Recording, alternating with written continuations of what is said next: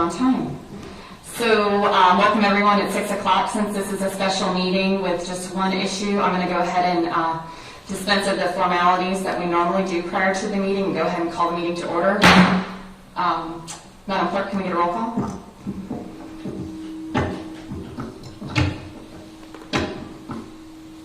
Sounds like we got one more. Not me. Yeah, there we go. Councilmember Dumont, here. Golding, here. Jansen, here. Mesa, Here. Nichols, Here. Stokes, Here. Mayor Hoffman. Here. I do not see any cards, so I don't think we need to do any courtesy of the floor to visitors. And unless anyone has any pressing announcements, we can hold that off until our regular city council meeting next week. I don't see any lights on the queue, so we'll go ahead and go to item 20-238 regarding the collective bargaining agreement with our Fraternal Order of Police. Mr. Sopopoulos, do you have a staff update? I do. Mayor and Council, this is a special meeting that we're holding tonight because the administration, staff, and the FOP were able to reach an agreement on a collective bargaining agreement. We are trying to wrap that up before the end of the year, so we're looking at doing a special meeting tonight and a second special meeting on December 28th, specifically to have a second reading of the ordinance, which will be the companion item to the first item here tonight. I would like to turn the floor over to Deputy City Manager Karen Nelson. She was our lead negotiator from the administration side on this agreement, and she will walk you through just some very high-level highlights of the agreement for the next 2 years. So I want to make sure this mic's actually hot and you can hear me okay. We do have in your packet a pretty detailed summary of all the provisions of the contract that are being changed, those that have a financial impact, as well as those that do not, they're language changes only. So I won't go into a lot of detail unless any of you have any specific questions about some of those articles. What we have on the screen is a brief summary of the items that do have some sort of monetary impact. This is a 2-year agreement effective October 1, 2020, which is a deviation from our normal 3-year agreement. This agreement will expire on September 30th of 2022. And so we would then be renegotiating, most likely we're under a 3-year agreement as is our normal practice.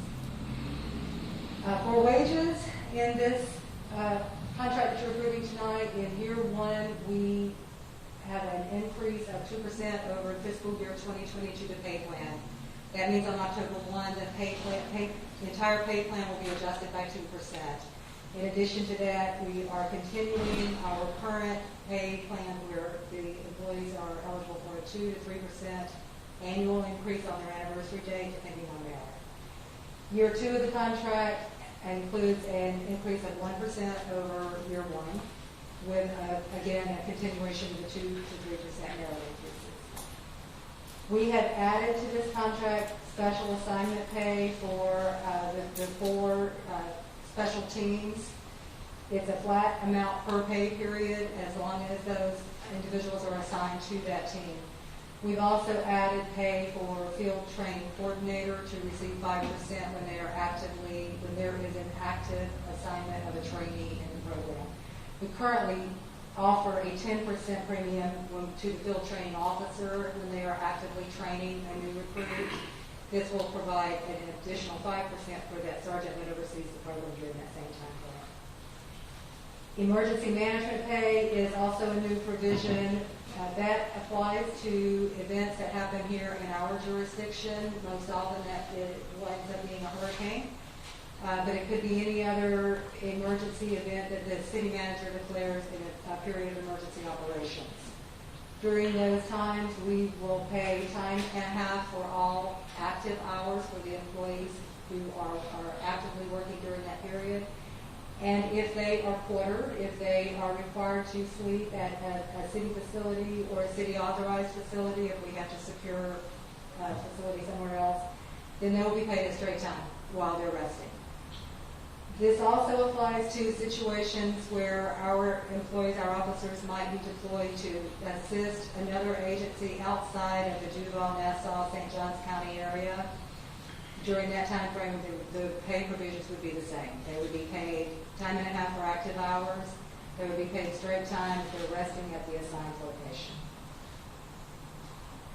This contract adds Christmas Eve and President's Day into the contract.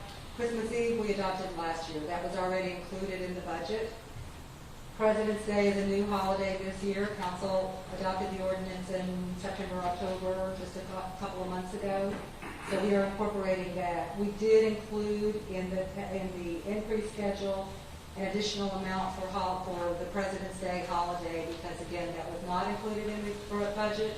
So there is additional cost associated with that.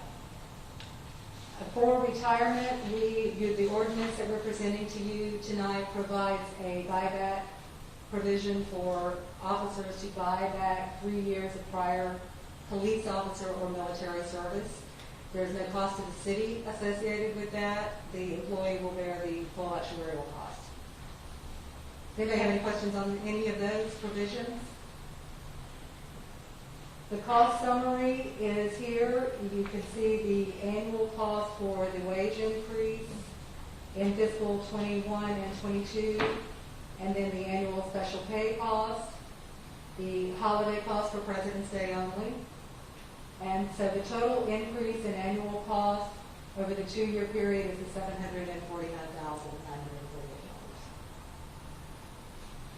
The only other changes we did make several language changes to that, which you have in your packet, the red line changes. And then Councilor Golding brought it to my attention that the red line document that we sent you all contained some punctuation errors. There were also some formatting errors. There were several gender references, his instead of his or her. So we had already addressed those. We cleaned up in that clean copy that I sent you all today, the final document. We took out all of the gender references or made it his, her, whichever was appropriate. And thank you for that, bringing that up. And we also made some punctuation changes and cleaned up the formatting. Other than that, the document that we'll be presenting to you for signature is the same as the red line document. So if anyone has any questions, I'm happy to answer. Let's go ahead and get a motion and we'll turn it over to the council for questions. I move that we approve the collective bargaining agreement with the Fraternal Order of Police for a 2-year term effective October 1st, 2020. Second. I don't see any lights on. Anybody? Oh, Ms. Dumont? I just want to say the city and the FOP did a great job negotiating. Thanks to David, I was able to watch on Facebook. Fascinating. So I do want to say a great job to both of you, for both groups, for coming to a sound agreement. Thank you. And I did want to introduce Sergeant David O'Hillings, President of the FOP. Did you have anything you'd like to add? No, ma'am. Thank you. I want to echo that as well. Thank you for the teams on both sides. It was a lot of work, and I'm glad we were able to come to a resolution. I'm also glad that we did a 2-year agreement so that we can bring the FOP in line with LaUna on the next go-around. So that'll be a sporting couple of months for our negotiation team. So thank you for that. I don't see any other lights on the queue, so we'll go ahead and get a roll call. Councilmember Dumont? Yes. Golding? Yes. Jansen? Yes. Mason? Yes. Nichols? Yes. Stokes? Yes. Mayor Hoffman? Yes. Motion carries. The next item we have is the ordinance. This ordinance is before the council for a public hearing and consideration on its first reading. I'm sorry, I started at the wrong place. City Clerk, will you please read the ordinance by title?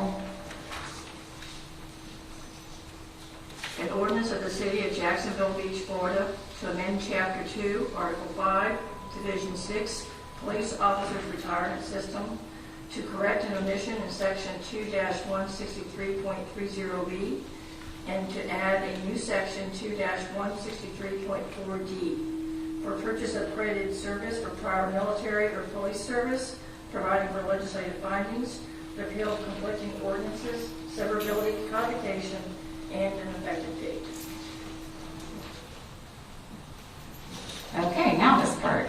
This ordinance is before the council for a public hearing and consideration on its first reading. I will now open the public hearing on ordinance number 2020-8159. Is there anyone here to speak in favor of the ordinance?